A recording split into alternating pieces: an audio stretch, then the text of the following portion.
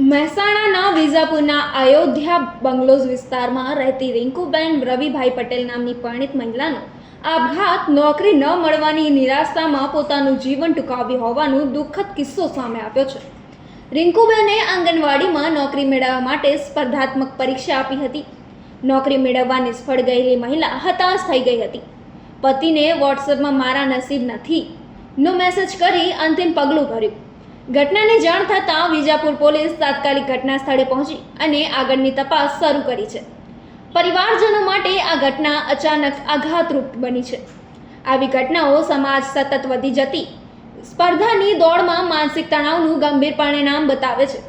આજના યુગમાં નોકરી, કારકિર્દી અને જીવનની ચિંતાઓને પહોંચી વળવા માટે માત્ર અભ્યાસ જ જરૂરી છે।